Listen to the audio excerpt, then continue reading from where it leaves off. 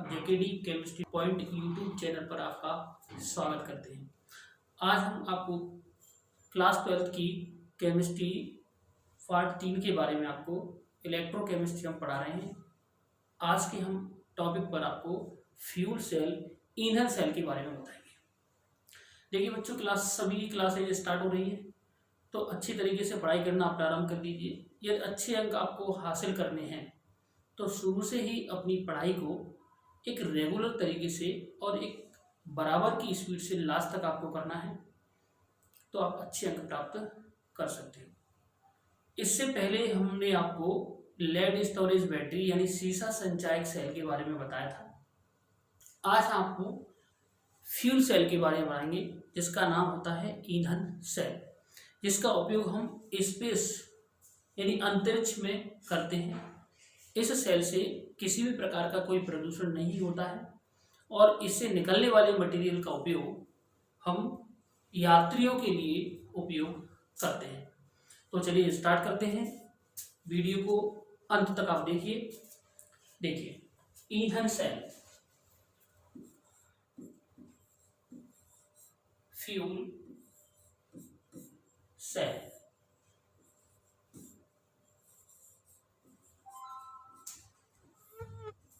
ईंधन सेल। अब तक हमने आपको सीसा संचायक सेल बैटरी पढ़ाई, शुष्क सेल के बारे में पढ़ाया और विद्युत रासायनिक सेल के बारे में पढ़ाया, मानक हाइड्रोजन इलेक्ट्रोड के बारे में पढ़ाया। आज हम एक ऐसे सेल की बात करेंगे जिसमें ईंधन के द्वारा रासायनिक ऊर्जा को विद्युत ऊर्जा में परिवर्तित किया जाता है। यानी ईंधन की रासायनिक ऊर्जा को विद्युत ऊर्जा में परिवर्तित किया जाता है। तो ईंधन सेल को हम किस तरीके से बनाते हैं, सबसे पहले हम ये देखते हैं कि ईंधन सेल की परिभाषा क्या होती है। ठीक है, वह सेल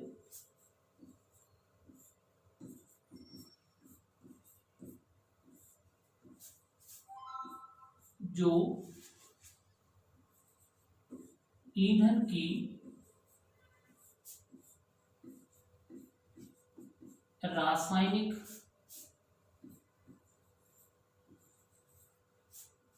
ऊर्जा को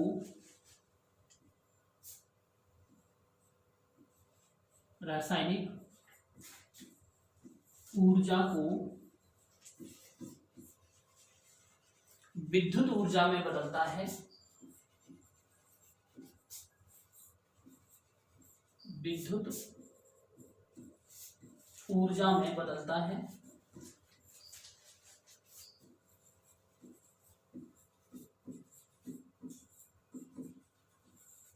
उसे ईंधन सेल कहते हैं।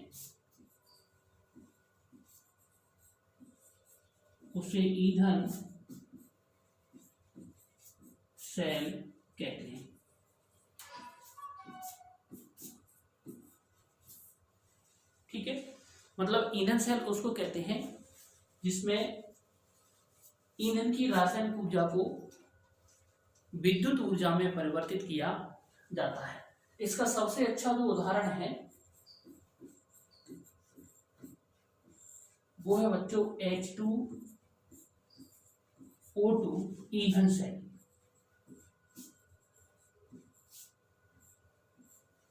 H2O2 ईंधन सेल। सबसे पहले हम सेल के अंदर क्या करते हैं, ईंधन की संपूर्ण रासायनिक ऊर्जा को विद्युत ऊर्जा में परिवर्तित करने के लिए ईंधन का क्या करते हैं, जारण करते हैं। जारण का मतलब होता है एक बंद पात्र के अंदर में उसको अत्यधिक तापमान पर क्या करते हैं, गर्म करते हैं। गर्म करने से उसमें से ऊष्मा उत्पन्न होती है और ऊष्मा से क्या बनाई जाती है, भाप बनाई जाती है। भाप के द्वारा टरबाइनों को घुमाया जाता है और टरबाइनों से जनरेटर को घुमा करके हम विद्युत ऊर्जा प्राप्त कर सकते हैं। कुल ऊर्जा का लगभग 74% हमको विद्युत ऊर्जा इस सेल के द्वारा प्राप्त हो जाती है, बाकी इसी कार्यों में वेस्ट या नष्ट हो जाती है। अब हम ईंधन सेल को बनाएंगे कैसे? तो ईंधन को बनाने के लिए हम क्या करते हैं, ईंधन सेल को बनाने के लिए हम एक सरंध्र ग्रेफाइट की 2 छड़ लेते हैं। सरंध्र ग्रेफाइट का मतलब होता है उसके अंदर छोटे छोटे सूक्ष्म क्या पाए जाते हैं, छिद्र पाए जाते हैं।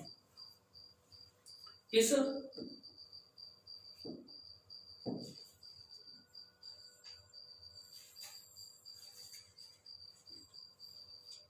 सरंध्र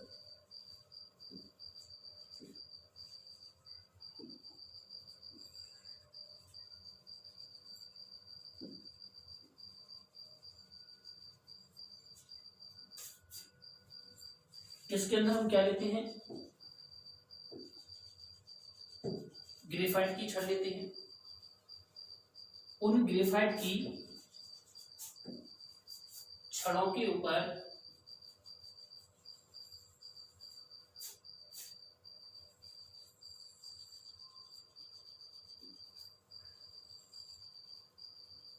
प्लेटिनम के तार को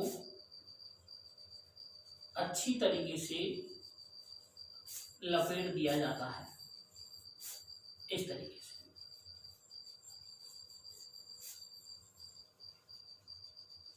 इसमें से आपकी एक जो छड़ है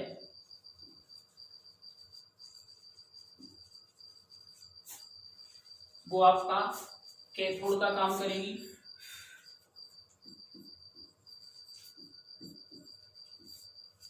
और दूसरी वाली जो छड़ है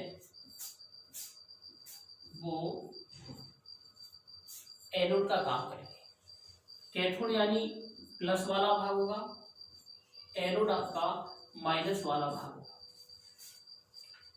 इस तार को हम एक बल्ब के द्वारा जोड़ देते हैं। इसके बीच में बच्चों हम अम्ल और क्षार मिश्रित जल भर देते हैं, जो आपका विद्युत अपघट्य का काम करता है। इस तरीके से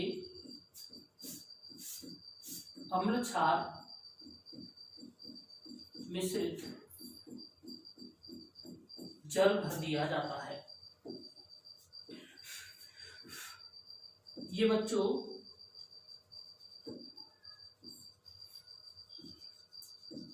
ये जो अम्ल मिश्रित जल होता है उसको केवल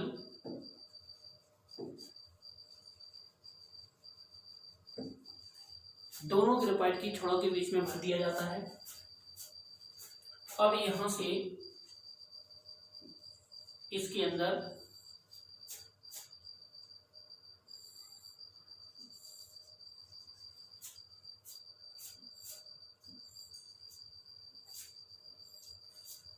इस तरीके से छिद्र कर दिए जाते हैं।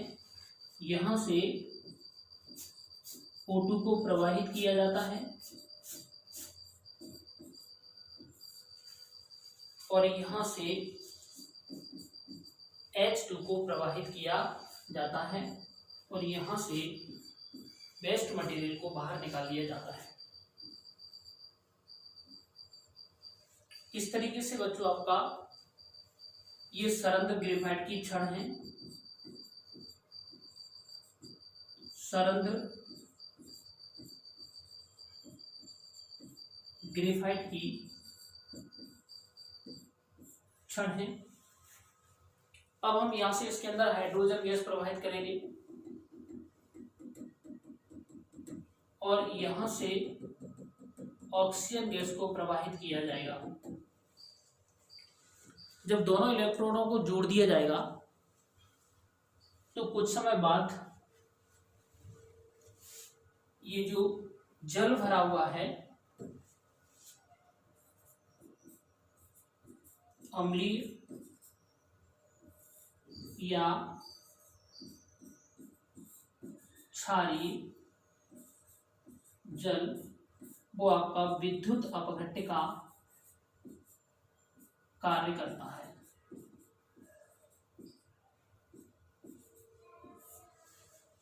जब सेल हमारा कार्य करने लगता है तो जो अम्लीय क्षारीय जल है उसका विद्युत अपघटन होने लगता है और इसके सेल के अंदर आयनों का अभिगमन चालू होने लगता है। जब इसके अंदर विद्युत धारा उत्पन्न होती है तो इस बल्ब के माध्यम से हम पता कर सकते हैं कि सेल हमें विद्युत ऊर्जा देना प्रारंभ कर देता है। इस तरीके से बच्चे सेल की क्या हो जाती है, आपकी बनावट हो जाती है। हम कहेंगे कि इसके अंदर सरंध्र ग्रेफाइट की 2 छड़ें हुई जो कैथोड और एनोड का काम करेंगी। इनके ऊपर हम प्लेटिनम के तार को अच्छी तरह से लपेट देंगे, वो आपका उत्प्रेरक का काम करेगा। इस पात्र में दोनों ओर नलियां लगी होती हैं जहां से कैथोड की साइड से इसके अंदर O2 प्रवाहित करते हैं और एनोड की साइड से इसमें हाइड्रोजन गैस प्रवाहित करते हैं। जैसे इन गैसों को प्रवाहित करते हैं तो इनकी क्रिया के फलस्वरूप अम्लीय जल या क्षारीय जल का विद्युत अपघटन होना प्रारंभ हो जाता है और सेल हमें विद्युत देना प्रारंभ कर देता है। अब बच्चों सेल के अंदर जो रासायनिक क्रिया होंगी, तो सेल के अंदर जो रासायनिक क्रिया होंगी वो आपकी इस तरीके से होंगी। नंबर 1, हम एनोड की बात करेंगे तो एनोड से हम हाइड्रोजन गैस को इसके अंदर प्रवाहित करेंगे। तो यहां लिखेंगे 2H2 give out 4H plus 4E electron. यदि यहाँ पर हमको हाइड्रोजन जो गैस है वो हाइड्रोजन आयनों के रूप में परिवर्तित होती हुई प्राप्त होती है। इसको यहाँ पर हम ऑक्सीकरण रिएक्शन कहेंगे।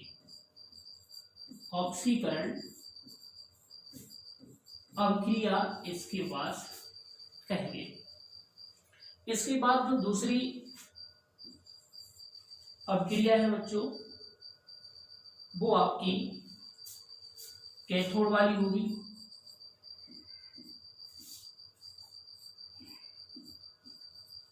कैथोड वाली अभिक्रियाओं पर हम क्या करेंगे, ऑक्सीजन गैस लेंगे। तो इसके अंदर 4H plus 4E electron upon 2 plus 2 give out 2H2। इस वाली रिएक्शन को हम क्या कहेंगे, अपचयन कहेंगे बच्चों। अगर इन दोनों को जोड़ दिया जाएगा तो हमको संपूर्ण सेल अभिक्रिया प्राप्त हो जाएगी। यहां लिखेंगे संपूर्ण सेल अभिक्रिया।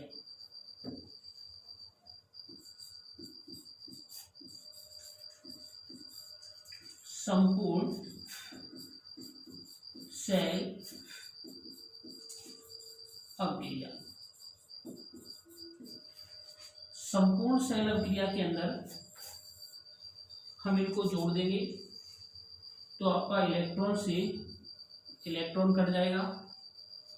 4H से आपका 4H कट जाएगा।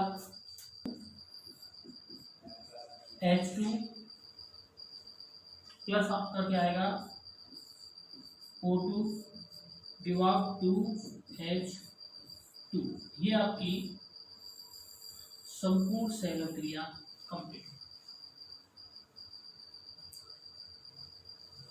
इस सेल की दक्षता हम निम्न सूत्र की सहायता से ज्ञात कर सकते हैं। Delta G upon delta H into 100, जहाँ डेल्टा जी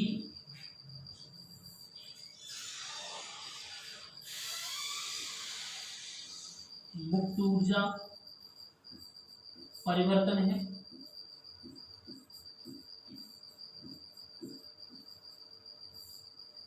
और डेल्टा एच आपका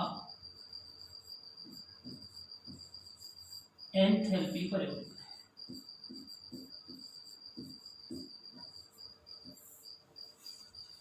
इस तरीके से बच्चों आपका ये सेल क्या हो जाता है, कंप्लीट हो जाता है। ठीक है, अच्छी तरीके से आप नोट कर लीजिए और इसका स्क्रीनशॉट ले लीजिए।